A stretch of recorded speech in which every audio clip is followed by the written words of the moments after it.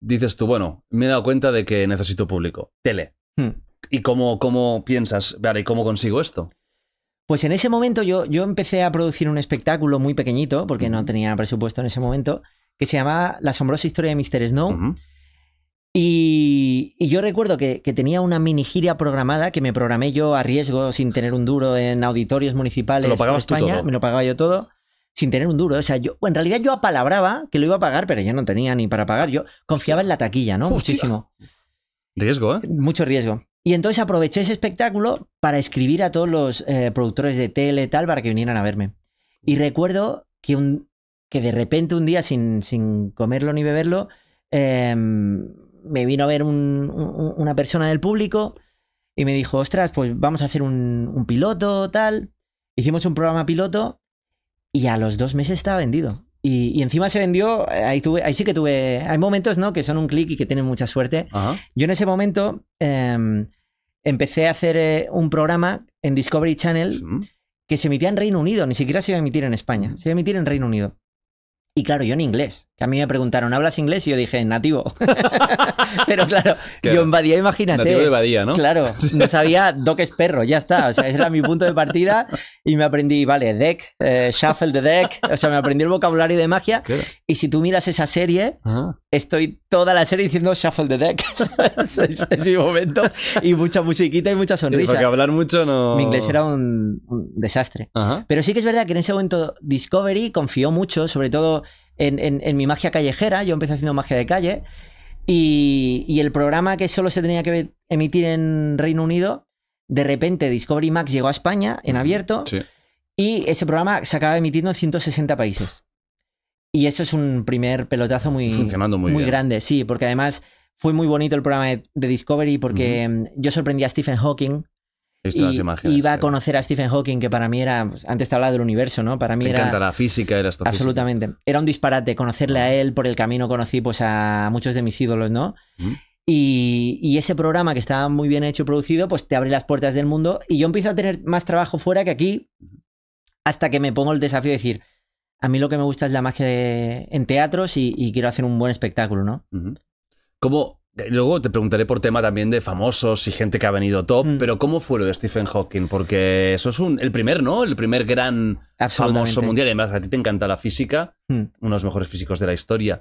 Y una persona con una peculiaridad que, claro, que no es lo mismo que alguien que te puede contestar rápido, que puede moverse. ¿Cómo fue conocerle y cómo fue el show con él? Pues fue tremendo y además el proceso fue muy, muy divertido porque yo estaba haciendo ese programa en Reino Unido y de repente un día recibimos un mail de un asistente de Stephen Hawking. Con el mail ponía Universidad de Cambridge. O sea, para que era real. Parecía que era real, Parecía. Pero que Stephen Hawking quería que lo visitase y conocerme y que si le podía hacer algo de magia.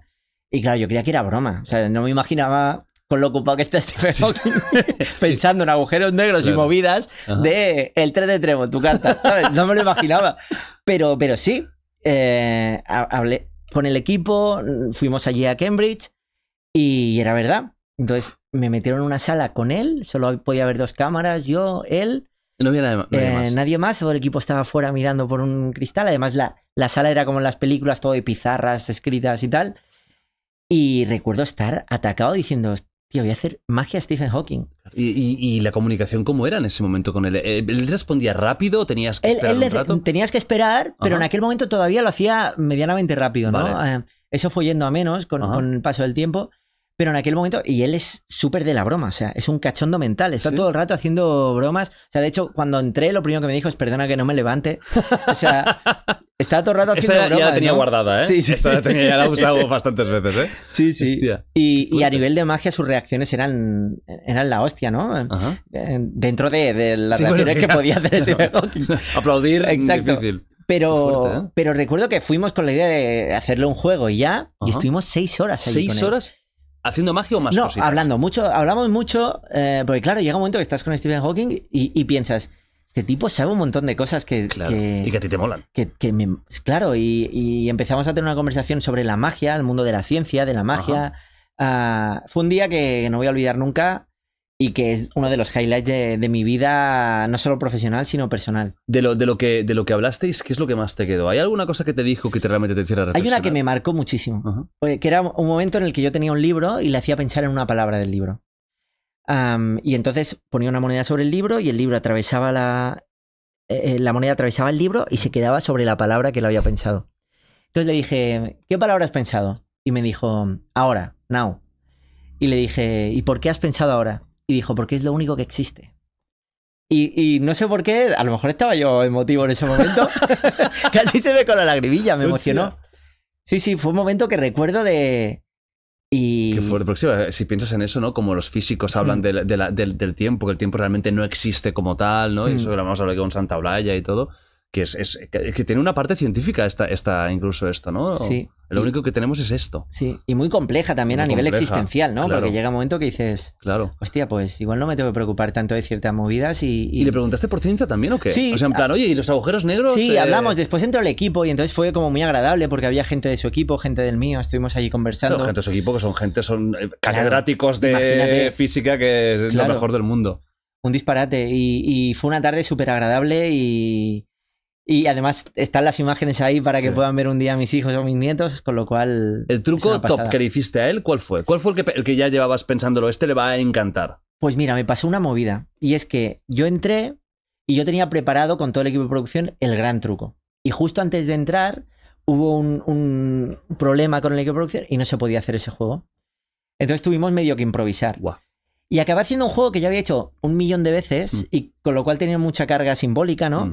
Que era... hacer levitar un papel y visualmente se convertía en una manzana, ¿no? Pues como una movida a la gravedad y tal. Sí, claro, y poderle hacer ese juego al final, yo creo que quedó mejor de lo que hubiera quedado el que... Sí, que era más impersonal, preparado. Digamos. Exacto, que era muy guapo, pero más... Era más espectacular, pero menos emocionante, ¿no? Y emotivo. Y a él le gustó muchísimo porque además él... O sea, veías que no había cables, que pasábamos cosas, que no sé qué, y que después se convirtió en una manzana. Y además lo hacía...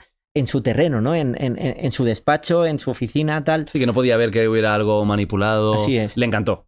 Le gustó muchísimo. Oye, después de haberlo conocido, ¿mantuvisteis algún tipo de contacto? ¿Alguna vez te escribió él o su equipo? Sí. Algunos mails y normalmente nuestra relación se basaba en que él me mandaba links de trucos de magia y me decían, va, dime cómo es este. No, en serio. Me enviaba un link y me decía, va, ¿este cómo va?